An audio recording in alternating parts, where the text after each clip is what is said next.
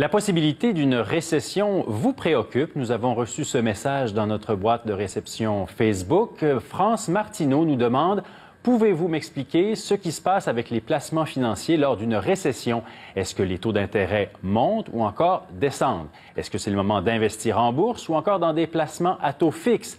Eh bien, nous allons tenter de répondre aux questions de Mme Martineau avec Pierre-Olivier Langevin, gestionnaire de portefeuille chez Médicis. Bonsoir, M. Langevin. Bonsoir.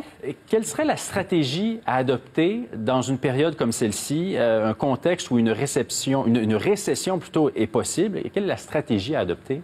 La stratégie, je dirais que c'est pas évident parce qu'une récession à la base, c'est extrêmement dur à prédire.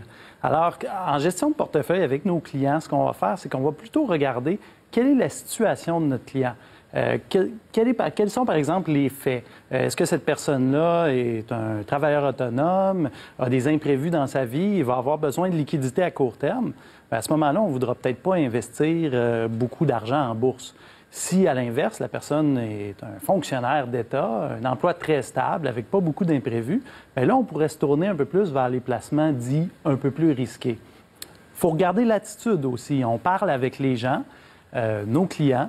Puis si, par exemple, lors de la dernière crise financière, ils ont, excusez l'expression, mais paniqué puis vendu tous leurs placements, bien alors là, il faut prendre acte de ça. La personne peut faire une vente de feu à ce moment-là. Alors, il ne faut pas mettre tout en action. Alors, tout le monde n'a pas la même réaction face à des phénomènes comme ceux-là. Là. Mais non.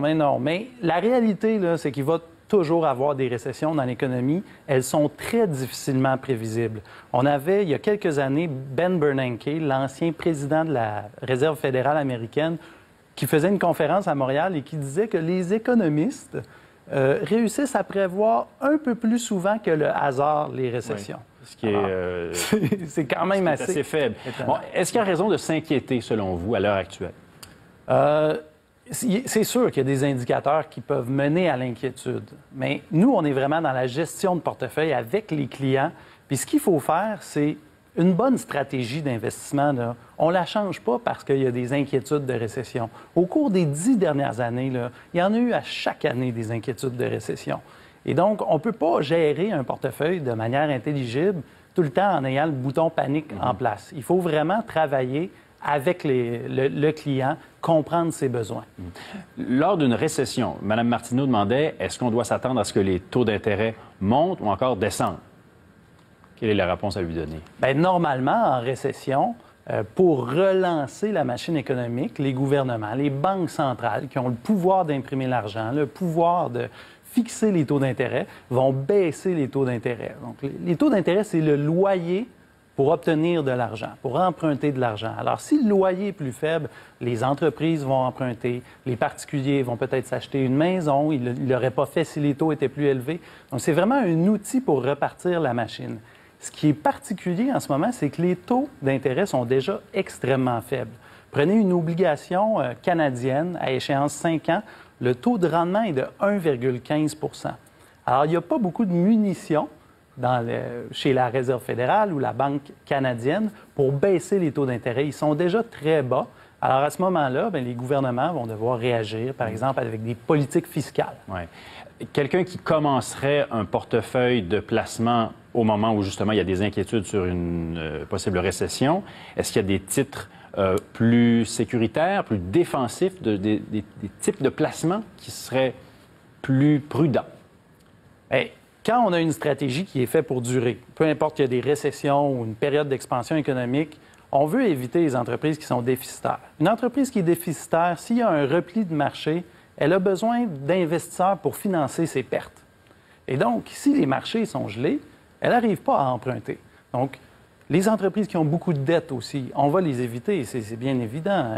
Donc, une entreprise qui n'a pas de dette, là, c'est rare que ça fait faillite. Donc, beaucoup de liquidités, pas de dette, des entreprises peu cycliques. Si par exemple, vous avez un exploitant énergétique, une compagnie aurifère, le prix de la ressource baisse, ils n'ont pas le contrôle sur les revenus et c'est beaucoup de dépenses incompressibles. Ouais. Alors, ils vont avoir de la difficulté. Mais ça, peu importe le cycle économique dans lequel on est, c'est des principes qui devraient toujours être appliqués à une bonne gestion de portefeuille. L'idée, c'est d'avoir une certaine répartition. Est-ce qu'il y a un pourcentage de liquidité d'encaisse qu'on devrait conserver dans notre portefeuille au moment où les risques de récession, de chute des marchés apparaissent plus grands?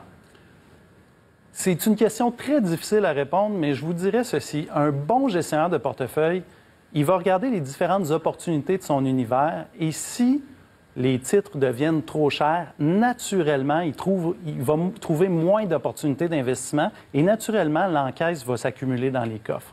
Alors, je pense que si la bourse va à des niveaux qui sont pas soutenables, trop élevés, l'encaisse devrait être un peu plus élevée normalement. Au moment où, justement, les risques seraient plus élevés, de façon à profiter du rebond éventuellement. Voilà. Pierre-Olivier Langevin, gestionnaire de portefeuille chez Médici, merci beaucoup pour cette entrevue. Merci.